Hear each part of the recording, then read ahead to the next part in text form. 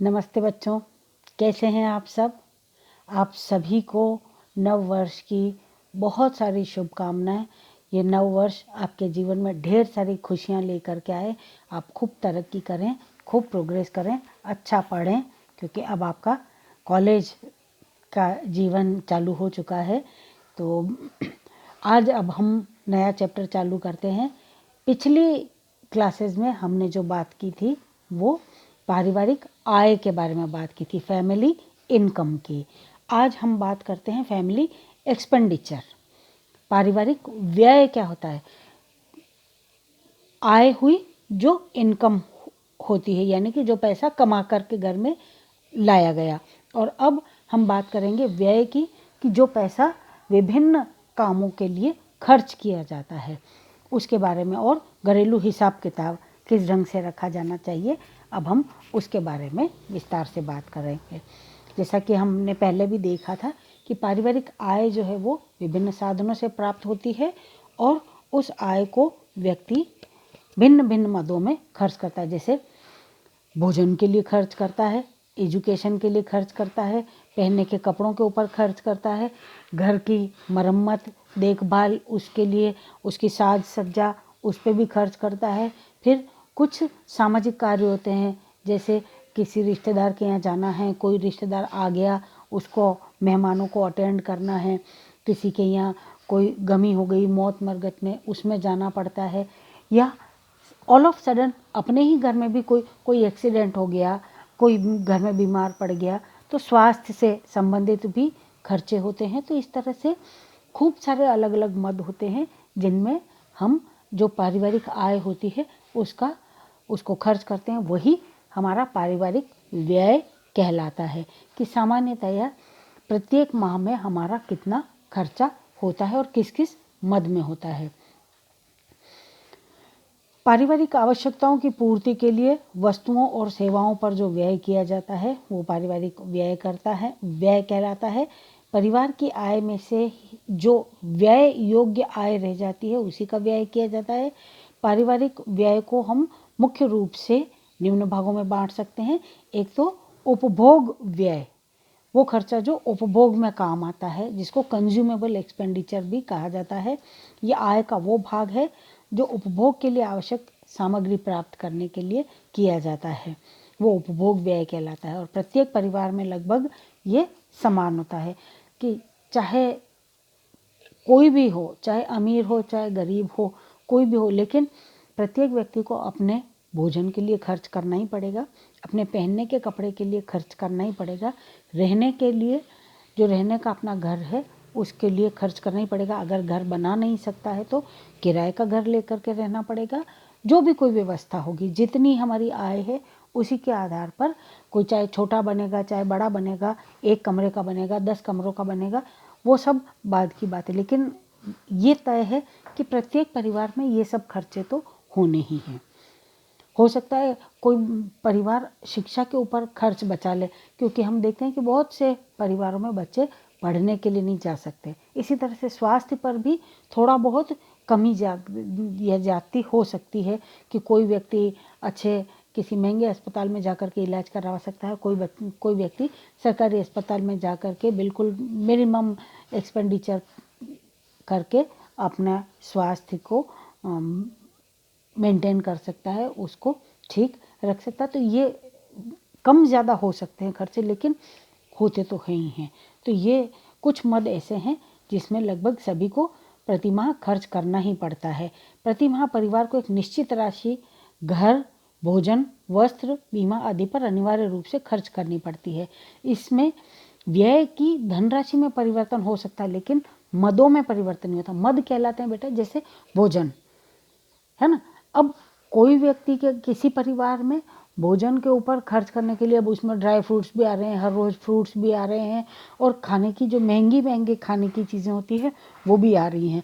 दूसरी तरफ कोई सामान्य परिवार है तो वो अपनी दाल सब्जी रोटी उनकी व्यवस्था करता है, और कोई बहुत ज़्यादा गरीब परिवार है तो उसके लिए हो सकता है वो रोज़ सिर्फ एक दाल या रोटी का या एक सब्जी या रोटी का ही जुगाड़ कर पाता है। तो अमाउंट कम ज़्यादा हो सकता है, लेकिन मद सेम रहेगा।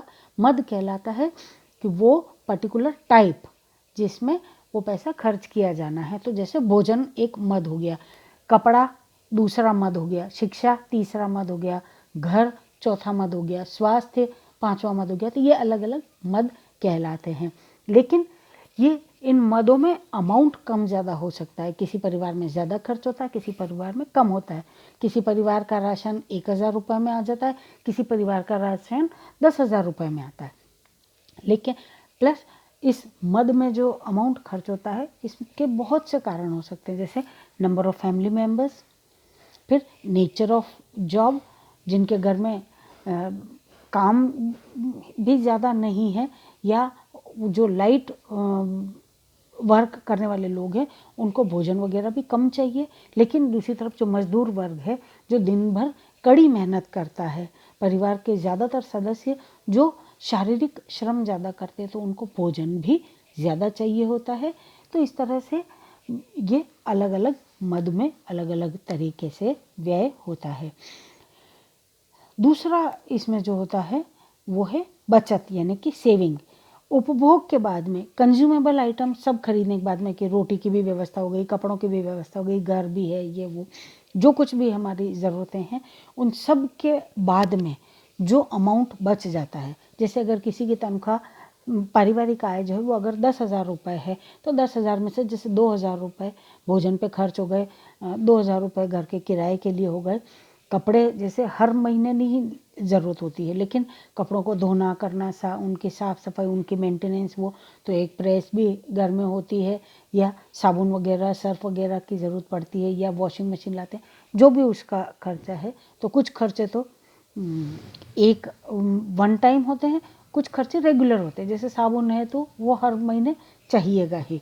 तो इस तरह से ये सब खर्चों के बाद में, कि भाई मकान का किराया भी दे दिया, कपड़ों के लिए जो खर्च करना था वो भी कर लिया, बच्चों की स्कूल फीस भी जमा हो गई, अब जो अमाउंट बच रहा है वो चाहे 1,000 रुपये हो, 500 रुपये हो, 1,500 रुपये हो, तो 10,000 में से वो जो अमाउंट बचा वो सेविंग कहलाती है, बचत कहलाती है। अब अगले महीने फिर वापस सैलरी तो 10,000 ही मिलेगी, लेकिन पिछले महीने का जो 1,000 रुपया बचा हुआ था, अगर हम ये मान लें कि 1,000 रुपया बचाया गया, तो अब वो आपको एडिशनल अगले महीने में आपके हाथ में है। तो इस बार आपके हाथ में महीने में 10,000 नहीं बल्कि 11,000 रुपये हैं। तो हो सकता है आप खर्चा तो इस बार भी 8-9,000 का ही करेंगे। तो इस तरह से धीरे धीरे धीरे जो है ये बचत जो है ये हमारी बढ़ती जाती है। उपभोग के बाद जो धनराशि शेष रह जाती है वो उसको बचत कहा जाता है, अर्थात बचे हुए धन को उत्पादक रूप में विनियोग करना। अब इसको हम या तो बैंक में जमा करवा देते हैं, या किसी भी और तरीके से, इसके वो एक अलग चैप्टर है बच्चों, उसके बारे में हम अलग से विस्तार से बात करेंगे कि बचत कहाँ और कैसे की जा सकती है। अभी फ़िलहाल अब हम बात करते हैं कि इस उपभोग व्यय के कितने रूप होते हैं, टाइप्स ऑफ कंज्यूमेबल एक्सपेंडिचर। जो व्यय है, जो उपभोग पे व्यय होता है, वो कितनी तरह का हो सकता है। तो इसमें सबसे पहला है निश्चित व्यय, fix deposit, fix expenditure. Fix expenditure कौन सा हुआ, जैसे भोजन हमेशा करना ही है ना, दिन में 2 बार करना ही है कम से कम, या 3 बार करना ही है, और हर व्यक्ति को करना है, चाहे कम करेगा चाहे ज़्यादा करेगा, लेकिन खाएगा तो सही। तो भोजन के ऊपर जो व्यय होना है वो निश्चित मद है कि हाँ ये तो हर महीने होगा ही। दूसरा है अर्धनिश्चित व्यय, सेमी फिक्स्ड एक्सपेंडिचर, और तीसरा है मिसलेनियस यानी कि अन्य प्रकार के व्यय। सबसे पहले बात कर रहे हैं निश्चित व्यय की। ये वो होते हैं जो निश्चित अवधि के पश्चात दोहराने पड़ते हैं, जैसे प्रतिमाह राशन, बिल, बीमा इत्यादि जमा करवाना। इन व्यय की मदें एक समान होती है और धनराशि जो है वो प्रत्येक परिवार की भिन्न हो सकती है। अब राशन, वही भोजन की बात हो गई। फिर बिल, बिजली है, अगर घर है तो बिजली का बिल आएगा, वो जमा कराना पड़ेगा। पानी का कनेक्शन ले रखा है, उसका बिल आएगा, हर महीने आएगा, वो जमा कराना पड़ेगा। तो ऐसे अब तो हम देखते हैं कि और भी कुछ खर्चे ऐसे बढ़ गए हैं, जैसे टेलीविज़न, तो केबल का कनेक्शन भी लेना पड़ता है, उसका भी हर महीने का खर्चा होता है। टेलीफोन है या फ़ोन है, हमारे मोबाइल हैं, तो घर में 5 जनों के अलग अलग मोबाइल हैं, तो हर एक का कुछ ना कुछ या अगर पोस्ट पेड है तो बिल आता है, या प्रीपेड है तो हम उसको कई बार तो प्रति माह वाला करवाते हैं, कई बार हमने 3 महीने का कोई पैकेज ले लिया, 6 महीने का कोई पैकेज लिया, लेकिन ये रिकरिंग खर्च होता ज़रूर है, आता ज़रूर है। फिर दूसरा है अर्ध निश्चित यानी कि सेमी फिक्स एक्सपेंडिचर। इस प्रकार का जो व्यय है वो परिस्थिति के अनुसार परिवर्तित होते रहते हैं और इस व्यय के अंतर्गत आराम और विलास की वस्तुएं आती है। विशेष पर्व, त्योहार, जन्म दिवस इत्यादि पर इसमें, जैसे अब बर्थडे, हर बच्चे की बर्थडे हर साल आएगी, यानी कि साल में एक बार का खर्चा है। अगर बर्थडे मनानी है साल में एक बार का खर्चा है। त्योहार है कोई भी, साल में एक बार आएगा, ठीक है ना।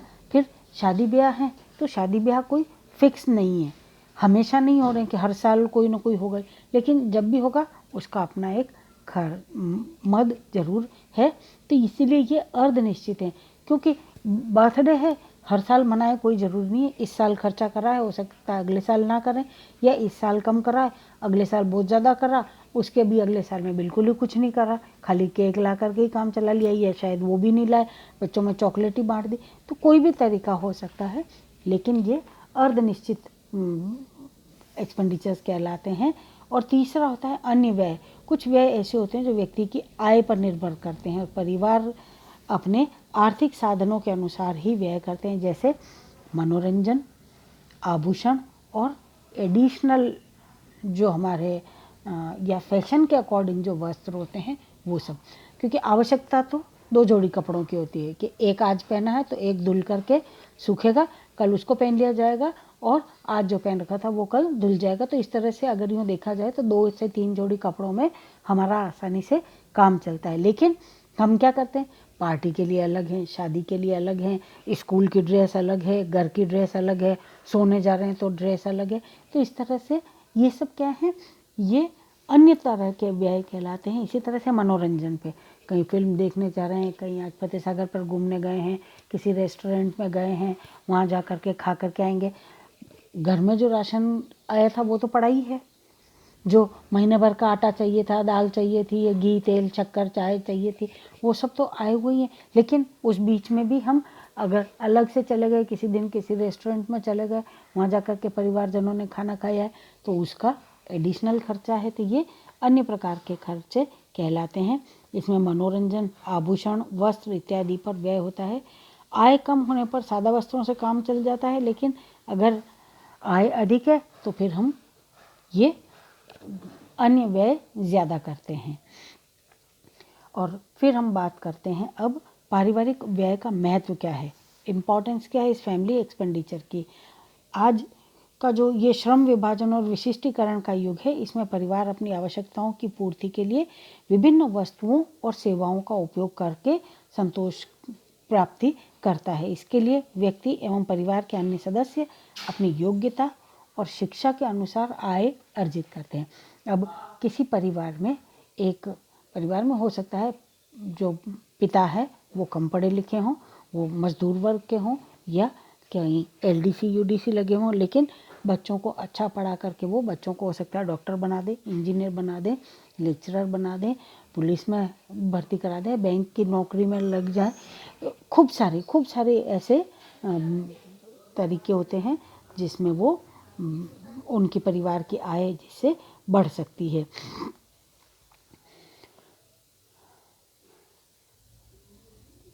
इसके लिए व्यक्ति परिवार के अन्य सदस्य अपनी योग्यता और शिक्षा के अनुसार आय अर्जित करते हैं और अपनी मनपसंद की वस्तुएं खरीदते हैं। उपभोग व्यय ही आर्थिक क्रियाओं का संचालक है, कि कितना हम एक्सपेंडिचर कर रहे हैं वही हमारी आर्थिक क्रियाओं का संचालक है। जिसकी ज़रूरत ही कम है, जिसको है कि नहीं मुझे तो 2 ही ड्रेस चाहिए, मुझे तो ज़्यादा खरीदनी भी नहीं है, मुझे ज़्यादा पहननी भी नहीं है, तो फिर वो ज़्यादा कमाने की भी नहीं सोचता है। आवश्यकताएं अनेक और अनंत होती हैं, जिसके लिए परिवार उपभोग व्यय करता है। उपभोग की वस्तुओं की मांग में वृद्धि होने पर उत्पादन की गति और मात्रा भी बढ़ती है।